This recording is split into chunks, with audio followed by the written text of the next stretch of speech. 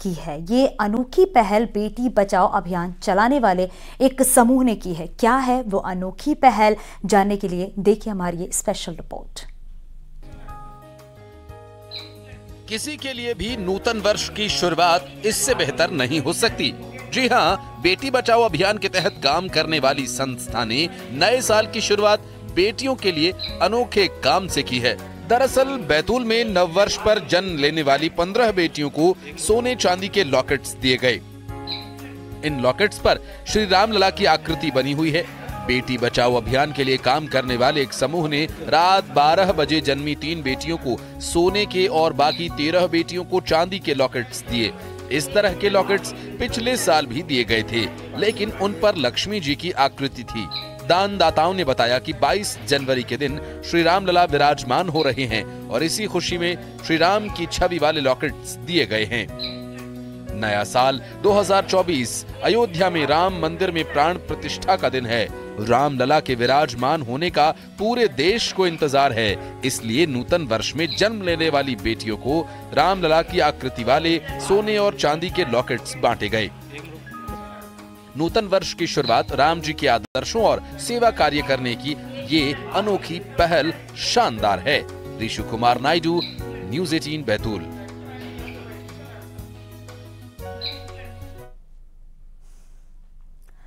आगे भी खबर जारी है, रुकेंगे छोटे से ब्रेक के लिए। आप देख रहे हैं न्यूज़ 18 उत्तर प्रदेश उत्तराखंड।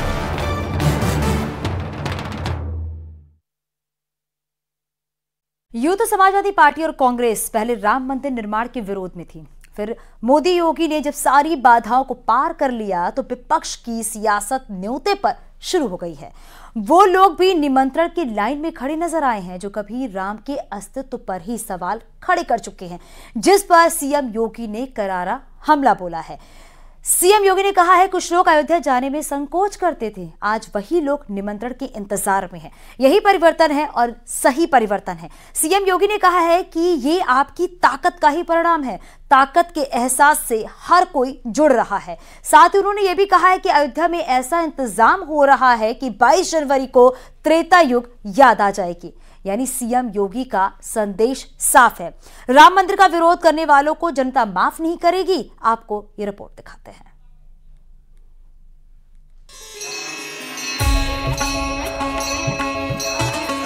इस देश के सारे आदर्शों का पर्याय राम है। कण कण में राम है और हर सांस में राम है।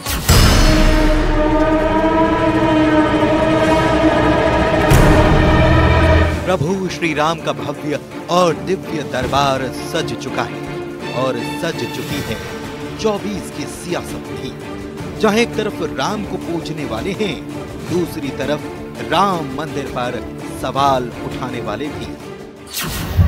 इस प्रकार की अभी हमें कोई जानकारी नहीं है और अगर आमंत्रण पत्र आएगा तो मैं उस पर जरूर विचार करूंगा। जाएंगे कि नहीं जाएंगे? आमंत्रण पत्र आएगा तब विचार करेंगे। ये वही स्वामी मौर्य हैं जिन्होंने राम मंदिर के अस्तित्व पर सवाल खड़े किए थे, लेकिन अब निमंत्रण को बेकरार हैं। बेकरार स्वामी मौर्य ही नहीं बल्कि सपा के अध्यक्ष भी हैं जिन्हें न्योते का इंतजार है। हम सब लोग उस परंपरा को मानते हैं और हमारे पूर्वज और हम लोगों के समाज में माना जाता है कि जब भगवान बुलाते हैं तभी दर्शन पाते हैं आप। और इन्हीं समाजवादियों पर अब सीएम योगी ने इशारों इशारों में बड़ा संदेश दे दिया है। एक नए भारत का दर्शन हो रहा है। आज देखिए, अयोध्या जाने में जो लोग संकोच करते थे, अयोध्या का नाम लेने में जिनको संकोच होता था, आज वे भी कहते हैं कि हमें भी निमंत्रण मिलेगा तो हम भी जाएंगे। ये परिवर्तन है, यही परिवर्तन है। आप अपनी ताकत का एहसास कराएंगे तो हर व्यक्ति आपके साथ जुड़ेगा।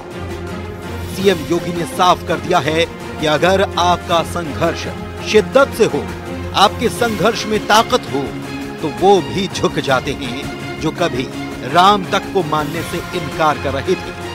और इसी को सीएम योगी ने परिवर्तन का नाम दिया। तो अब बीजेपी के तमाम बड़े बड़े नेता विपक्ष को पुराने दिन याद दिला रहे हैं। जिनका हाजमा खराब हो गया हो, वह मैं यही कहूंगा कि अयोध्या में कोई हाजमोला होगा, जाकर के वहाँ खा ले, वो ठीक हो जाएगा। विपक्ष में इस देश में जब वोट मुसलमानों का इकट्ठा था, उनका वोट अधिक था, तो ये सब टोपी लगाते थे, मज़ारों पर जाकर चद्दर चढ़ाते थे।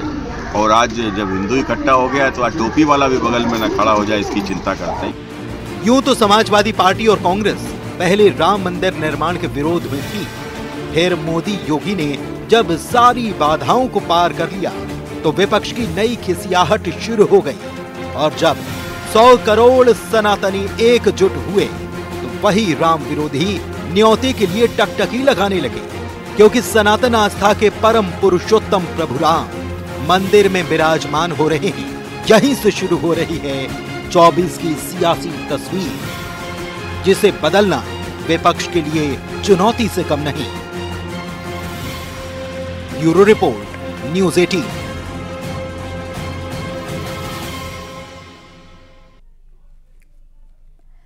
नए साल में अयोध्या से अलग जगी है और घर घर अक्षत यात्रा पहुंच रही है।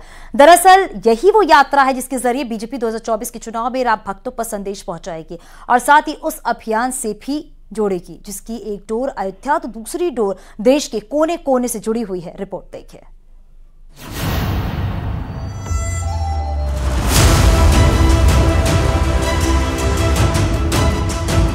राम जी पधार रहे।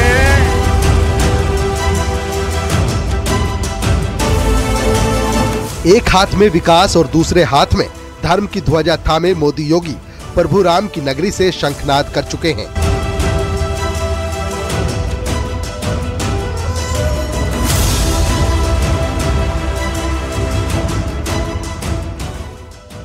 दशकों से टाट और टेंट में बैठे रामलला को महल जैसे भव्य मंदिर में शिफ्ट करने की तैयारी कर रहे हैं।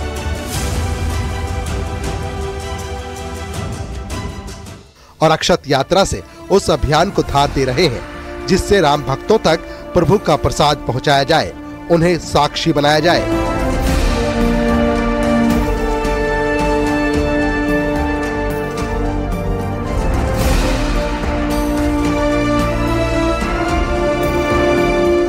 अयोध्या से शुरू होकर देश के कोने कोने में अक्षत यात्रा पहुंच रही है और राम भक्तों को संदेश दिया जा रहा है। कैसे मोदी योगी ने वो कर दिखाया जो 500 सालों में नहीं हुआ, कैसे डबल इंजन की सरकार सारी बाधाएं दूर कर रामलला को भव्य मंदिर में विराजमान करने वाले हैं। साथ ही इस यात्रा का मकसद चुनावी लिहाज से भी बेहद अहम है। अयोध्या की मुफ्त यात्रा का प्लान है। हर घर तक अक्षत बांटने का लक्ष्य है। बिहार में 20 दिन की लवकुश यात्रा चलेगी और यूपी में राम के नाम कलश यात्रा। ये सिर्फ यात्रा नहीं बल्कि मोदी के नाम 24 में दर्ज होने वाला विजयी पताका भी है, जिसकी एक डोर अयोध्या तो दूसरी डोर देश के कोने कोने तक बंध रही है। और यहीं से शुरू हो रही है मोदी योगी के नाम सनातनियों का अभियान। तो नए साल के मौके पर अयोध्या से पूजित अक्षर वितरण कार्यक्रम की शुरुआत हो रही है।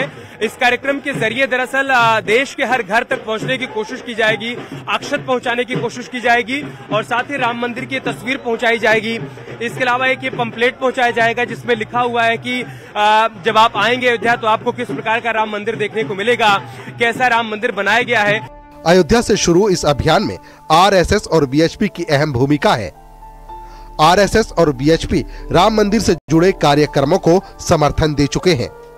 आरएसएस और बीएचपी यात्रा निकाल रही है। 22 जनवरी से कलश यात्राएं निकाली जाएंगी।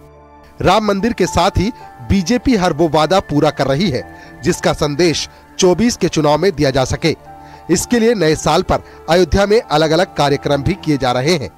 ये भगवान के पूजित अक्षत वितरण का ये कार्य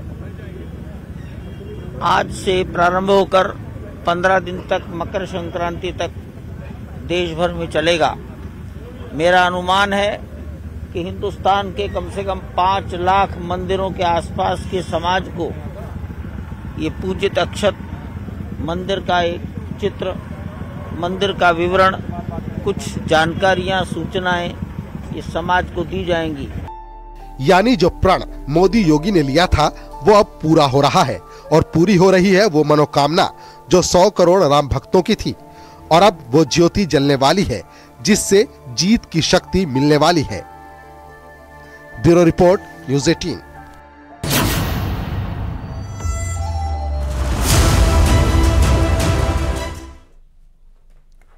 आगे भी खबरें जारी है, रुकेंगे छोटे से ब्रेक के लिए। आप देख रहे हैं न्यूज़ 18 उत्तर प्रदेश उत्तराखंड।